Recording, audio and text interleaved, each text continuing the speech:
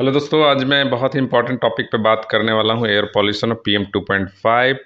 PM2.5 particulate matter बोलते हैं। ये एयर पॉल्यूशंस को प्रेडिक्ट करने का एक मापदंड है दोस्तों। एयर पॉल्यूशन से हमारा हेल्थ डिटेरिएट होता है और हेल्दी लंग्स हमें नहीं मिलता और हमारा हार्ट डिजीज़ या लंग डिजीज़ होने की बहुत ज़्यादा संभावना होती है। आउटडोर एयर पॉल्यूशंस और इंडोर एयर पॉल्यूशंस के बारे में एक मिथ है दोस्तों, वो भी हम देखेंगे। दोस्तों, आज हम जिस तरह के माहौल में रह रहे हैं, बहुत ज़्यादा इंडस्ट्रियलाइजेशंस है, बहुत ज़्यादा वाहनों का प्रयोग है, उससे निकलने वाले धुएँ, इंडस्ट्री के धुएँ, ये सारा कुछ मिल के एयर पॉल्यूशंस को बढ़ाते हैं और एक चिंता का विषय है। और इसके लिए वर्ल्ड हेल्थ ऑर्गेनाइजेशन ने भी कहा है कि जो इस तरह के जो पार्टिकुलेट मैटर आ रहे हैं एनवायरनमेंट में, वो हमारे हार्ट के लिए या लंग्स के लिए बहुत ही घातक है। इससे हमें निपटने की ज़रूरत है। और आज हम इतना विकास कर गए हैं दोस्तों कि हमने सस्टेनेबल डेवलपमेंट को भूल गए हैं और इससे हमारा शरीर प्रभावित हो रहा है और आने वाली पीढ़ी को हम क्या देने वाले हैं, हमें खुद समझ में नहीं आ रहा है। हम सिर्फ विकास की बात कर रहे हैं और लेकिन हम अपने एनवायरनमेंट को एयर पोल्यूशन से नहीं बचा पा रहे हैं दोस्तों। पार्टिकुलेट मैटर दो तरह के प्राइमरी सोर्स होते हैं और सेकेंडरी सोर्स होते हैं। प्राइमरी सोर्स ऑटोमोबाइल उत्सर्जन, धूल और खाना पकाने के धुआं इत्यादि घरों में जो उपयोग होता है या कहीं भी उपयोग होता है। सेकेंडरी सोर्स में सल्फर डाइऑक्साइड है, नाइट्रोजन ऑक्साइड है और एग्रीकल्चरल बर्निंग उद्योग का धुआं, निर्माण कंस्ट्रक्शन का पॉल्यूशन, जंगल की आग, लकड़ी की आग इत्यादि हैं दोस्तों। PM2.5 PM10 घातक हैं हमारे शरीर के लिए। इससे आंखों में जलन होता है, सांस लेने में तकलीफ होती है, अस्थमा का अटैक हो सकता है। ग्रामीण क्षेत्रों से ज़्यादा शहरी क्षेत्र प्रभावित है, बच्चे और वरिष्ठ नागरिक प्रभावित है। बहुत सारे केसेस में हमें एयर ट्रीटमेंट सिस्टम की ज़रूरत होती है क्योंकि हम जो हमारा मिथ है कि घर के भीतर एयर ज़्यादा पॉल्यूटेड नहीं होता, जबकि ये 5 गुना पॉल्यूटेड होता है दोस्तों। इसलिए एयर ट्रीटमेंट सिस्टम की ज़रूरत पड़ती है घरों के अंदर, क्योंकि हम मोस्ट ऑफ द टाइम 85% से ज़्यादा हम क्लोज्ड इन्वायरमेंट में बिताते हैं समय। और इससे क्या होता है दोस्तों, हम एयर पॉल्यूशन के प्रभाव में निरंतर रहते हैं दोस्तों। मास्क की भी आज ज़रूरत है। मास्क वैसा होना चाहिए जो PM2.5 उससे कम तक के पार्टिकल को पहले ही फिल्टर कर दे, जो हमारे लंग्स में ना जाए। लंग्स में जाने से वो इन्फ्लामेशन होता है, स्वेलिंग हो जाती है, जिससे हमें प्रॉपर ऑक्सीजन नहीं मिल पाता। और वैसे भी जो हम एयर लेते हैं वो मिक्स एयर होता है और प्योर एयर नहीं होता है दोस्तों। कुछ अन्य बीमारियों के बारे में देखें। सांस लेने में तकलीफ होती है, आँख, नाक और गले में जलन होते हैं, छाती में खिंचाव होता है, फेफड़ों का सही से नहीं काम करते हैं दोस्तों, गंभीर श्वसन रोग होता है, अनियमित दिल की धड़कन हो जाती है दोस्तों।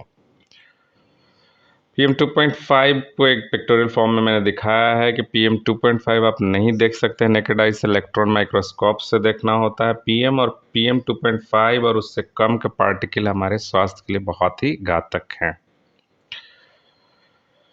आमतौर पर PM2.5 के रूप में इसको लिखा जाता है और PM10 के समकक्ष से भी छोटे होते हैं दोस्तों। PM10 को फाइन पार्टिकल कहा जाता है। पर्यावरण विशेषज्ञों ने माना है कि PM10 रेस्पिरेबल पार्टिकुलेट मैटर होता है। और वायु प्रदूषण का देखें तो PM जो होता है एक इंडिकेटर के फॉर्म में। PM के प्रमुख घटक कौन से हैं दोस्तों? Sulphate, nitrate, ammonia, sodium chloride, black carbon, खनिज धूल। PM10 या उससे कम व्यास वाले कण फेफड़ों के अंदर प्रवेश कर सकते हैं और गहराई में प्रवेश कर सकते हैं। इससे भी अधिक स्वास्थ्य हानिकारक कण 2.5 माइक्रोमीटर या माइक्रोन या उससे भी कम व्यास के होते हैं। PM2.5 फेफड़ों की बाधा को भेद कर रक्त प्रणाली में प्रवेश कर सकता है। कणों के लगातार संपर्क से हृदय और श्वसन संबंधी बीमारियों के साथ साथ फेफड़ों के कैंसर के विकास का भी जोखिम होता है। इसको मेजर करने के लिए माइक्रोग्राम पर क्यूबिक मीटर का उपयोग हम करते हैं। वर्ल्ड हेल्थ ऑर्गेनाइजेशन ने एयर क्वालिटी गाइडलाइन एस्टिमेट तय किया that reducing annual average PM2.5 from 35 to 10 could reduce air pollution related death by around 15%। यदि हम 35 माइक्रोग्राम पर क्यूबिक मीटर से 10 माइक्रोग्राम पर क्यूबिक मीटर तक लाएं तो हम 15% डेथ को रोक सकते हैं जो एयर पोल्यूशन से होता है दोस्तों। PM2.5 का कौन सा स्तर हानिकारक है? यदि हम सोर्स को देखें, एनवायरमेंटल प्रोटेक्शन एजेंसी US है। PM2.5 0 से 12 को गुड बोला गया। एयर क्वालिटी इंडेक्स 50 होता है, 0 से 50, 12.1 to 35.4 होता है, मॉडरेट होता है। और जो सबसे घातक है दोस्तों 250 से 500 तक, जो 300 to 500 हैजार्ड दोस्तों दिल्ली में बहुत ज़्यादा ये वाला समस्या हुआ था, पराली जब जलाते थे लोग तो। दुनिया के सबसे पॉल्यूटेड 30 शहरों में से भारत के 21 शहर शामिल है। एक स्टडी की माने तो भारत में 14 करोड़ लोग जिस हवा में सांस लेते हैं वह वर्ल्ड हेल्थ ऑर्गेनाइजेशन की सेफ लिमिट से 10 गुना ज़्यादा प्रदूषित है। इसमें सबसे ज़्यादा 51% इंडस्ट्रियल पॉल्यूशन है, 27% वाहनों से, 17% पराली जलाने और 5% पटाखों की वजह से होता है। ऐसे में सबसे बड़ा चैलेंज भारतीयों के सामने अपने हेल्थ रिस्क को लेकर है। इन करों से सबसे ज़्यादा खतरा किसको होता है दोस्तों? बच्चों और वरिष्ठ नागरिकों को होता है, जिससे फेफड़ों की बीमारी की समस्या उत्पन्न होती है। अमेरिकन हार्ट एसोसिएशन ने हार्ट के स्वास्थ्य और मृत्यु दर पर पीएम 2.5 के प्रभाव के बारे में भी चेतावनी दी है। Exposure to PM less than 2.5 micrometre in diameter over a few hours to week can trigger cardiovascular disease related mortality and non-fatal events.